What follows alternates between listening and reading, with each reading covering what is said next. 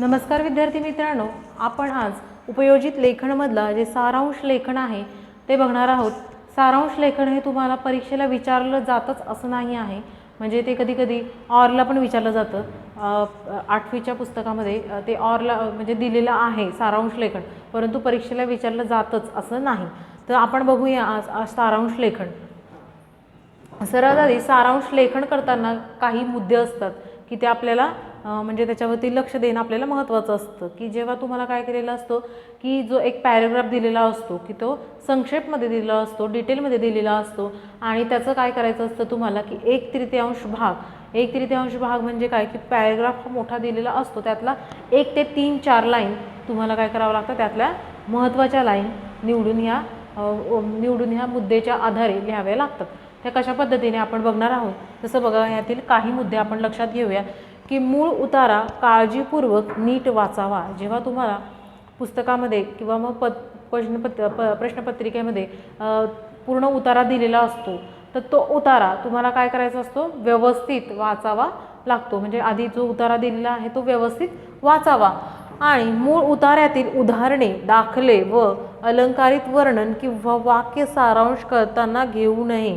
त्यातील जी उदाहरणे आहे, दाखले दिलेले आहेत, बऱ्याचदा तुम्हाला जो सारांश दिलेला असतो त्याच्यामध्ये उदाहरणे, दाखले दिलेले असतात। जसं ही गोष्ट केली त्यामुळे कारण का केली, तर उदाहरण दिलेलं असतं की अशा पद्धतीने ते झालं म्हणून त्या पद्धतीने ते केलं। अशी जी उदाहरणं असतात, जी दाखले दिलेली असतात, तर ती दाखले, उदाहरणे, तृतीयांश जेव्हा आपण त्याचं उत्तर लिहितो, म्हणजे 1/3 भाग जेव्हा आपण त्याचं लिहितो तेव्हा ती त्याच्यामध्ये येता कामा नये।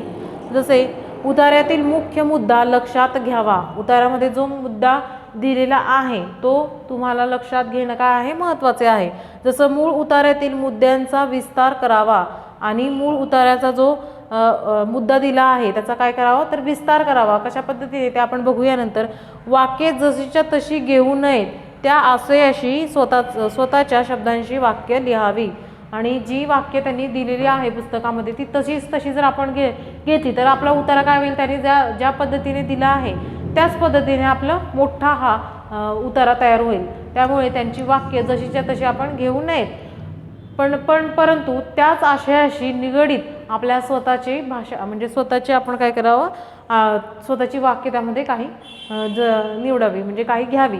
जसं मूळ उतार्याची 1/3 सारांश लिहावा, आणि मूळ उतारा जो दिला आहे त्याचा 1/3 म्हणजे कमीत कमी 1 ते 4 लाईन, म्हणजे त्याच्यामध्ये भरपूर दिलेला असतो पूर्ण पॅराग्राफ, तर त्याच्यामधला 1 ते 4-5 लाईन अशा तुम्ही घेतल्या पाहिजे।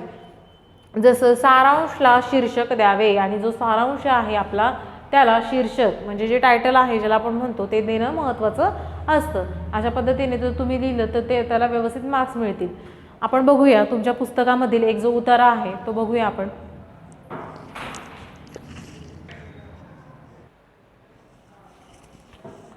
जसे बघा, मी तुम्हाला हा उतारा वाचून दाखवणार आहे। आपल्यासारख्या सामान्य शब्द वाचूनचे संवाद भावणारही नाहीत की परवडणारही नाहीत। आपल्याला कठीण, साधे, सरळ, वक्र कसे का होईना, पण बोलणे आणि ठणठणीत बोलणे हवे असे। आणि बोलण्याचे किती अनंत प्रकार असतात, व्यक्ती तितक्या प्रकृती अशी म्हण आहे। त्या चालीवर माणसे तितकी बोलणी, तशी म्हण बनवायला हरकत नाही। बघा, याच्यामध्ये बघा त्यांनी काय केलेलं आहे, उदाहरणे, दाखले दिलेली आहेत, आपण ही आपल्या उतार्यामध्ये घ्यायचं नाही। जसं मोकळा संवाद असे आपण म्हणतो, पण समाजात वावरताना या तथाकथित मोकळ्या संवादावरती कशी आणि किती बंधने असतात ते पाहिले म्हणजे गंमतच वाटते। मित्रमंडळींच्या गप्पा मारताना आपण खूप मुक्त मोकळे असतो अशी आपली समजूत असते, पण ती खरी असते का? आपल्याला एकमेकांना अनेक गुणदोष, एकमेकांच्या जीवनातले खरे वाईट तपशील ठाऊक असतात। त्यामुळे तिथे कधी मोकळ्या गप्पा होत असल्या तरी अनेकदा नात्यातल्या जवळकीचं कधी एक चमत्कारिक अवघडलेपणा अनुभवायला येतो। एकमेकांची मते, आग्रह, दुराग्रह ठाऊक असल्यामुळे मतभेदांना अवघड विषय बहुधा आपण शिताफीने टाळतो।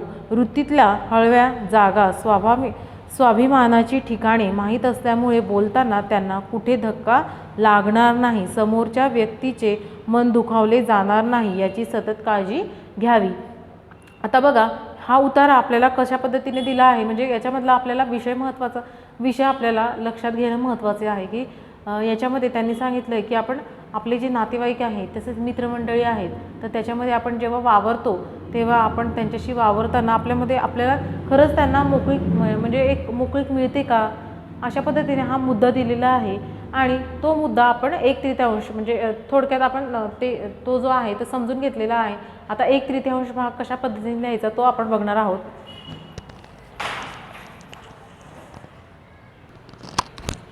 त्यानंतर बघा मी त्याचा 1/3 भाग हा लिहिला आहे कशा पद्धतीने ते बघा. आपल्यासारखी माणसे, याच्यामध्ये तुम्हाला आधी आपण बघूया की ह्यामध्ये दिसताना तुम्हाला किती लाईन दिसत आहेत की 5च लाईन दिसत आहे. म्हणजे तुमच्या पुस्तकातली जवळजवळ किती 6 किंवा 7 लाईन समजा, म्हणजे याच्यापेक्षा जास्त असू शकतात. पण जेव्हा तुमचा उतारा दिला आहे त्याच्यापैकी फक्त 1/3 भाग म्हणजे तुमच्या उतार्यातले निम्मा थोडासा भाग तुम्हाला लिहावा लागेल. जसं बघा आपल्यासारखी माणसे संवादाशिवाय राहू शकत नाही, व्यक्तीनुसार संवाद बदलतो, मोकळा संवाद ही संकल्पना खरे आहे का. बघा प्रश्न, त्याच्यानंतर चिन्ह दिले आहे प्रश्नचिन्ह. तुम्हाला आपल्याला बघा जेव्हा उतारा लिहिताना याच्यामध्ये मी कुठलंही वाक्य हे अर्ध लिहिलं नाही आहे. आपण दुसरं वाक्य त्याला लगेच जोडलं आहे आणि त्याचा जो अर्थ आहे तो पण अर्धा घेतलेला नाही आहे, म्हणजे अर्थ हा देखील त्याच्यामध्ये आलेला आहे. तर काही वेळेस तुम्ही काय करतात उतारा लिहिताना म्हणजे त्याचा मोडका तोडका अर्थ लिहिता, त्यामुळे उतारा हा समजत नाही बऱ्याचदा. म्हणजे फक्त लिहायचं म्हणून लिहायचं नाही, ते समजेल असं लिहावं, म्हणजेच उतारा हा समजून घेऊन लिहावा. जसं मित्रांसोबत बोलताना आपण मुक्त संवाद करतो असा आपला समज आहे, पण जेवढे आपण जाऊ तेवढे अवघडले पण ही येतेच. एकमेकांची मते दृष्टिकोन माहीत असल्यामुळे मतभेद टाळून आपण बोलतो, समोरच्या व्यक्तींचे मन दुखवणार नाही त्याची काळजी घेतो. तर ह्या पद्धतीने आपण सारांश लेखन हे बघितले. आता याच्यानंतर जे आपलं दुसरा जो पार्ट आहे म्हणजे जाहिरात लेखन, हा प्रश्न तुम्हाला विचारला जातो जाहिरात लेखनचा, तो आपण बघूया.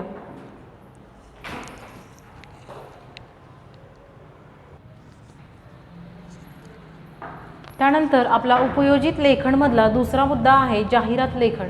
आता जाहिरात लेखन म्हणजे काय विद्यार्थी मित्रांनो, आपल्याला जर एखादी गोष्ट म्हणजे विकत घ्यायची असेल किंवा विकायची असेल तर आपण त्यासाठी काय करत असतो की जाहिरात करत असतो.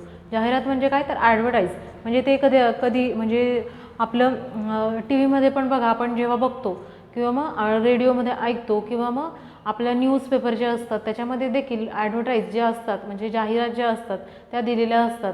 आणि जाहिरात ह्या जर म्हणजे आकर्षक आणि व्यवस्थित पद्धतीने जर समोरच्या माणसाला कळेल अशा म्हणजे सुंदर अशा पद्धतीने जर दिलेली असेल तर जाहिरात हे म्हणजे अतिशय मार्फतातून कळतं की ही कशाची जाहिरात आहे. म्हणजे जर एखाद्या साबणाची जर जाहिरात असेल तर आपल्याला तो घ्यावासा वाटतो का, तर कारण त्याची काय असते की त्याची जी जाहिरात असेल ती एकदम अशी अट्रॅक्टिव्ह तसेच म्हणजे आकर्षक पद्धतीने ती केलेली असते. जर त्या पद्धतीने जर आपल्या पेपरामध्ये पण बघा एखादी जाहिरात आलेली असेल आणि ती जर व्यवस्थित म्हणजे जे ऑफर वगैरे असेल त्याच्यावरती जर लक्ष केंद्र म्हणजे त्यांनी डार्क सर्कल वगैरे केले तर आपण काय करतो त्याच्याकडे लक्ष केंद्रित करतो. तर आपल्याला आज जाहिरात लेखन म्हणजे काय ते आपल्याला बघायचे आहे. फक्त जाहिरात लेखनच्या याच्यामध्ये तुम्हाला प्रश्न विचारलेले जातात, म्हणजे एक जाहिरात लेखन दिलेलं असतं आणि त्यावरून तुम्हाला काय करायचं असतं तर त्यांनी प्रश्न दिलेला असतं, त्यावरून तुम्हाला उत्तरंही लिहायची असतात. तर बघा जाहिरात लेखनासाठी आधी आपण काही मुद्दे जे आहे ते आपण लक्षात घेऊया की जाहिरात लेखन करण्याआधी कुठले मुद्दे लक्षात ठेवायचे. जसं बघा मागील इयत्तेमध्ये तुम्हाला जाहिरात या घटकांची ओळख झाली होती, म्हणजे मागील इयत्तेमध्ये तुम्हाला जे ॲडव्हर्टाईज आहे जाहिरात आहे हे होतं. आता विविध वस्तू अथवा सेवा चांगल्या कशा आहेत हे जाहिरातीद्वारे पटवून देतात. तसेच जाहिरात म्हणजे जाहीर करणे, इंग्रजीमध्ये त्याला ॲडव्हर्टाइजमेंट असे म्हणतात. आणि जाहिरात मुख्यतः उद्देश वस्तू सेवांकडे ग्राहकांकडे लक्ष वेधून घेणे व त्याची मागणी करणे याबद्दल असतो. म्हणजे जे ग्राहक असतात जे आपले कस्टमर असतात ज्यांना आपण कस्टमर म्हणतो त्यांच्यामध्ये आपलं म्हणजे जास्त म्हणजे जी आपली जाहिरात असेल त्यांनी त्याच्याकडे लक्ष वेधलं पाहिजे, ते त्याला अट्रॅक्ट झाले पाहिजे, तेव्हा आपलं म्हणजे त्याच्यासाठी आपण जाहिरात ही करत असतो.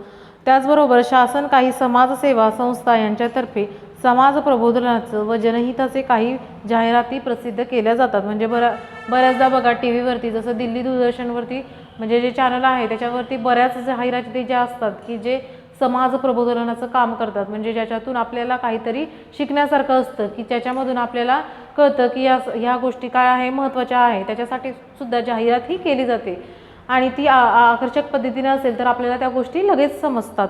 तर शासन हे जसे जाहिरातीचे वाचन, निरीक्षण, श्रवणही करत असतात आणि बऱ्याचदा जाहिरातीचे वाचन, श्रवण म्हणजे ऐकण्याचं ज्या गोष्टी असेल ते देखील करत असतात. जसं म्हणजे वाचण्याचं, जसं न्यूजपेपरमधून वगैरे पण बऱ्याच जाहिराती येतात. जसं शिक्षकांसाठी असेल किंवा मग इतर कुठल्याही IT क्षेत्रामध्ये वगैरे असेल त्यासुद्धा जाहिराती ह्या पेपरामधून येत असतात. जसं बघा तुम्ही जाहिरातीचे वाचन, निरीक्षण व श्रवणही करत असतात, त्याचे तुम्हाला आकलन होणे व आजच्या काळातील आवश्यक कौशल्य आहे. त्याचे तुम्हाला आकलन होणे म्हणजे समजणे हे काय आहे, आजच्या काळातलं गरजेचं आहे. जाहिरातीतील श्रवण व वाचनाचे जाहिरातील उत्पन्नाबद्दल, सेवेबद्दल माहिती मिळवणं व विक्रेता म्हणून इतरांच्या मदत, त्यांच्याबद्दल कुतूहल, आकर्षण निर्माण करणे ही कौशल्य आत्मसात करणे होय. आणि त्यातील जे जाहिरातीचं जे कौशल्य आहे ते काय म्हणजे इतरांबद्दल ह्या सगळ्या गोष्टी ह्या सगळ्या जाहिरातीचं जे कौशल्य आहे ते आत्मसात करणे होय. जसं आपण बघूया जाहिरात लेखन म्हणजे काय. बघा इथं तुम्हाला जाहिरात लेखन एक केलेलं आहे ते तुमच्या पुस्तकातलीच आहे. पुस्तकामध्ये मी तुम्हाला दाखवू शकत नाही, परंतु तुम्हाला मी म्हणूनच तुम्हाला हे फळ्यावरती मी लिहून दिलेलं आहे. जेव्हा मी ही व्हिडिओ पाठवेल तेव्हा त्याच्याबरोबर तुम्हाला मी पुस्तकाचा जो फोटो आहे म्हणजे जाहिरात लेखनाचा तुमच्या, तो सुद्धा मी पाठवणार आहे. म्हणजे तुम्हाला तुम्ही जेव्हा हे व्हिडिओ बघताना तुम्ही तो फोटो देखील बघा, म्हणजे तुमच्या लगेच लक्षात येईल. जसं बघा याच्यामध्ये जाहिरात दिलेली आहे, जिल्हा परिषद वरिष्ठ प्राध्यापक डिजिटल शाळा मोरगाव, प्रवेश सुरू. हे प्रवेश सुरू हे बॉक्समध्ये टाकलं आहे आणि इथे एक पिक्चर दिलेला आहे. जसं शाळेचा पिक्चर दिलेला आहे. एक शिक्षिका त्यांना डिजिटल वर्ग, याच्यामध्ये डिजिटल शाळा हे महत्त्वाचं आहे. डिजिटल म्हणजे काय, तर जे शिक्षण आपण घेतो म्हणजे डिजिटल म्हणजे आपल्या प्रोजेक्टर द्वारा ज्या पद्धतीने शिकवलं जातं हे ना, ते त्या पद्धतीने एक शिक्षिका इथं दिलेल्या आहे. त्या प्रोजेक्टरद्वारा त्यांच्या मुलांना, विद्यार्थ्यांना शिकवता आहेत असं एक चित्र इथं दिलेलं आहे आपल्या पुस्तकामध्ये. तिथं दिलेलं आहे इयत्ता 1ली ते 8वी, म्हणजे आपल्याला लक्षात येतं की ही जाहिरात 1ली ते 8वीसाठी आहे. जसं आपला प्रवेश आजच नोंदवा. शाळेची वैशिष्ट्ये इथे दिलेली आहे की शाळेची वैशिष्ट्ये काय आहे. बघा यांनी शाळेचं म्हणजे जाहिरात केलेली आहे, त्यामुळे शाळेची वैशिष्ट्ये तसेच विद्यार्थ्यांच्या योजना त्या पण दिलेल्या आहे.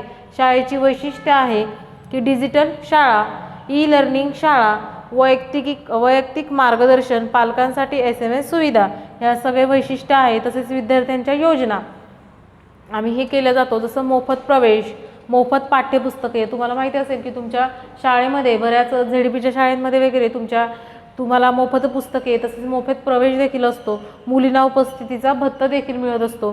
तसेच इतर विविध योजना पण आहेत. जसं बघा 100% गुणांची हमी आणि सौजन्य शाळा व्यवस्थापन समिती मोरगाव यांच्या सौजन्याने म्हणजे यांनी हे जाहिरात ही केलेली आहे. जसं आपण बघूया त्याच्यामध्ये काही जे प्रश्न असतात ती कशा पद्धतीने विचारतात, त्याचं उत्तर तुम्ही कशा पद्धतीने द्यायचं. जसं याच्यावर तुम्हाला म्हणजे तुम्हाला विज्ञापन हे दिलेलं असेल आणि त्याच्यावर प्रश्न विचारलेले असतील परीक्षेमध्ये, तर ते तुम्हाला लिहायचं आहे. जसं बघा याच्यावरती काही प्रश्न विचारले आहे, उत्तरे लिहा. जाहिरात विषय, याच्यामध्ये जाहिरातीचा विषय काय आहे, तर काय आपला विषय की मोरगाव येथील जिल्हा परिषद वरिष्ठ प्राध्यापक शाळा. याचा आपल्याला म्हणजे काय करायचं आहे, त्याचं म्हणजे जाहिरात करायची आहे. हा आपला विषय झाला. आता जाहिरात देणारे, याच्यामध्ये जाहिरात देणारे कोण आहे. आता बघा याच्यामध्ये कुठं दिसतंय तुम्हाला जाहिरात देणारे, तर सौजन्य हे काय आहे आपले जाहिरात देणारे. जसं शाळा व्यवस्थापन समिती मोरगाव हे काय आपले जाहिरात देणारे आहे, समिती मोरगाव. जसं वरील जाहिरातीतील सर्वात जास्त आकर्षित करून घेणारा घटक, म्हणजे ह्या जाहिरातीमध्ये तुम्हाला आकर्षित करून घेणारा घटक कुठला आहे की तुम्हाला त्यांच्या शाळेमध्ये प्रवेश घ्यावा असा वाटतो. कुठला आहे की 100% गुणवत्तेची हमी. बघा जिथे 100% गुणवत्ता म्हणजे काय की एखाद्या मुलाला जर चांगले मार्क्स मिळत असेल तर पालक काय करतात, त्या शाळेमध्ये घालतात. म्हणून बऱ्याच ठिकाणी जाहिरातीमध्ये असं दिलेलं असतं की 100% गुणवत्तेची हमी, जसं बघा हे पण महत्त्वाचं, किंवा तिथे डिजिटल शाळा आहे हे पण आपण लिहू शकतो. जसं बघा अजून प्रश्न आहे त्याच्यामध्ये की वरील जाहिरातीमध्ये जाहिरात कोणासाठी आहे, हा प्रश्न आहे. कुणासाठी आहे जाहिरात, तर 1ली ते 8वीच्या विद्यार्थ्यांसाठी. तसं अजून दुसरा प्रश्न आहे की वरील जाहिरातीतील अधिक आकर्षक होण्यासाठी त्यात कोणत्या घटकांचा समावेश असावा असे तुम्हाला वाटते. हा प्रश्न विचारला जातो असं नाही आहे, बऱ्याचदा विचारला जात नाही, पण हा प्रश्न जसं बघा कुठल्या घटकांचा याच्यामध्ये तुम्हाला म्हणजे वाटतंय की कुठला घटक असला पाहिजे. जसं आपल्याला असं वाटतं की याच्यामध्ये आता इंटरनेटचं जग आहे म्हणून इथे ईमेल असलं पाहिजे, किंवा विद्यार्थ्यांसाठी वसतिगृह असलं पाहिजे हे ना, जसं संशोधन केंद्र असले पाहिजे. ह्या गोष्टी आम्हाला असं वाटतं की त्यांच्यामध्ये तुमच्या शाळेमध्ये असणं काय आहे, महत्त्वाचे आहे. जसं बघा तुमच्यामध्ये जाहिरातीमधील महत्त्वाची वैशिष्ट्ये, आता याच्यामध्ये महत्त्वाची वैशिष्ट्ये आपल्या मते इथं त्यांनी दिलेलं आहे, त्याचं तुम्हाला लिहायचं आहे. म्हणजे वैशिष्ट्य दिलेली ऑलरेडी, तुम्हाला तुमच्या मते म्हणजे तुम्हाला कुठलं वैशिष्ट्य चांगलं वाटतं त्यांच्या शाळेतलं ते लिहायचं आहे. जसं डिजिटल शाळा आहे, ई लर्निंग शाळा आहे, वैयक्तिक मार्गदर्शन, पालकांसाठी SMS सुविधा आहे. ह्या पद्धतीने आपण जेव्हा जाहिरात लेखन आपलं दिलेलं असतं तेव्हा आपल्याला ह्या पद्धतीने प्रश्न तयार करायची असतात. ह्या पद्धतीने आज आपण जे आपलं वृत्तांत लेखन आहे आणि जाहिरात लेखन आहे ते बघितलं. धन्यवाद.